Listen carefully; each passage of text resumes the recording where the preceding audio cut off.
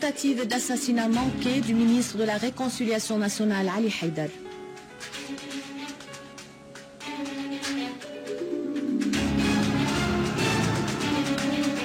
Victoire réalisée par les forces de l'armée arabe syrienne contre le terrorisme et les repères de ces derniers s'effondrent sous les coups de l'armée.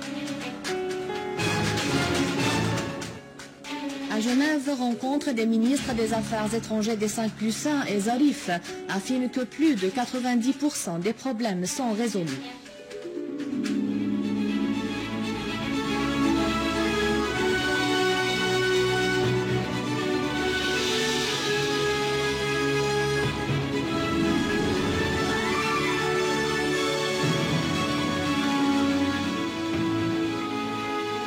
Les détails du journal Bonsoir, le bureau de presse de la présidence du Conseil des ministres a affirmé que le ministre d'État pour la réconciliation nationale Ali Haïdar a échappé à une tentative d'assassinat sur la route Messiaf-Qadmous alors que son chauffeur a été visé et tombé en martyr.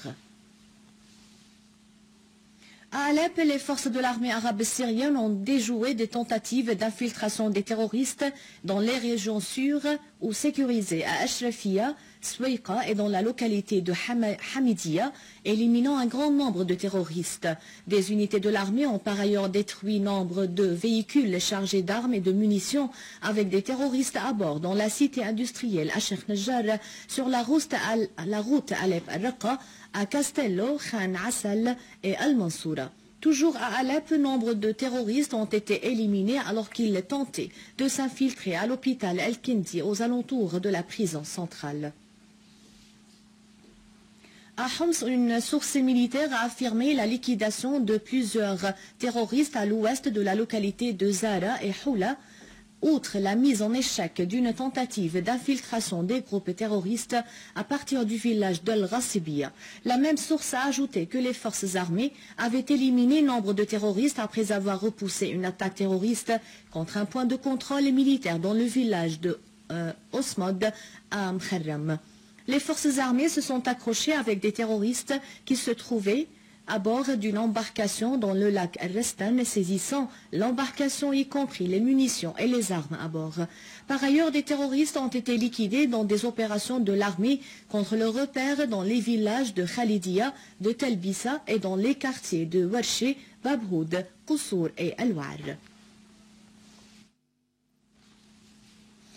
À Idlib, les forces de l'armée arabe syrienne ont visé des regroupements des terroristes à Janoudiye et Zarzour, à Jisr al-Shourour, éliminant 10 terroristes et détruisant leurs armes. Dans la banlieue de Damas, les forces armées ont visé un repère des terroristes et détruit leurs munitions et leurs engins explosifs. Dans les fermes de la localité Al-Halala, Al-Qatana, après le rétablissement de la sécurité dans cette région. Une unité de l'armée a par ailleurs liquidé le terroriste Ala Mas'oud, chef du soi-disant Katibet Saifullah al-Masloul, et 7 membres de son groupe terroriste, Amanshiyet Khan al-Shih.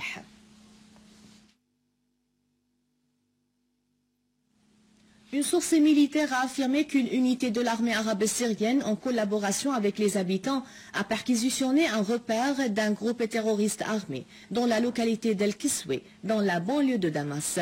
Le repère renfermait des fusils automatiques, des appareils de communication et une quantité de munitions.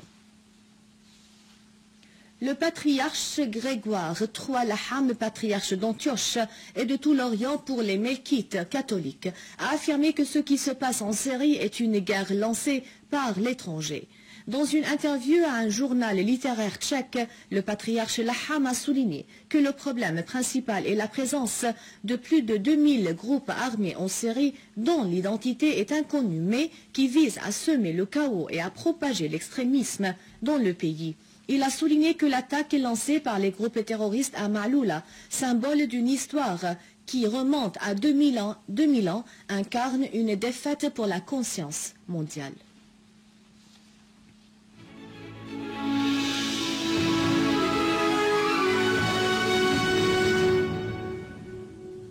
Les négociations nucléaires entre l'Iran et les pays du groupe 5+1 ont repris à Genève par une réunion des adjoints des ministres des Affaires étrangères. Dans ce cadre, Abbas Araghchi, membre de la délégation iranienne aux négociations, a indiqué dans une déclaration aux journalistes avant le début de la réunion que des divergences persistent sur 2 ou 3 points. Cependant, les deux parties sont très proches d'une conclusion d'un accord. Les ministres des pays membres du groupe des 6 sont arrivés à Genève pour participer aux réunions prévues aujourd'hui dans le cadre des négociations en cours pour le 4e jour consécutif. Le ministre iranien des Affaires étrangères, Mohammad Jawad Zarif, chef de la délégation iranienne aux négociations, a déclaré que plus de 90% des questions ont été résolues, affirmant que l'enrichissement de l'uranium figure parmi les droits pour lesquels il agira en vue de les fixer dans tout règlement conclu lors des négociations. Le porte-parole du ministère égyptien des Affaires étrangères, l'ambassadeur Badr Abdelati, a affirmé que son pays a décidé de baisser le niveau de la représentation diplomatique avec la Turquie, faisant porter au gouvernement turc la responsabilité et les retombées de l'état auquel sont arrivées les relations entre les deux pays et qui a conduit à la prise de ces mesures. L'ambassadeur a indiqué que son pays a demandé à l'ambassadeur turc Hossein Oni de quitter le territoire égyptien et l'a considéré comme persona non grata, ajoutant que la décision a été prise à la suite de l'accumulation de nombreuses questions au cours de la période précédente, dont les dernières déclarations du Premier ministre turc Recep Tayyip Erdogan et sa demande de libérer le président déchu Mohamed Morsi et d'accueillir en Turquie de nombreux congrès de l'Organisation internationale des frères musulmans. À la fin de ce journal, un rappel des titres.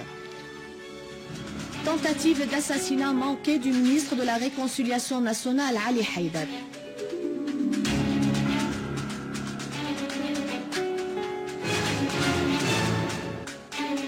Victoire réalisée par les forces de l'armée arabe syrienne contre le terrorisme et les repères de ces derniers s'effondrent sous les coups de l'armée.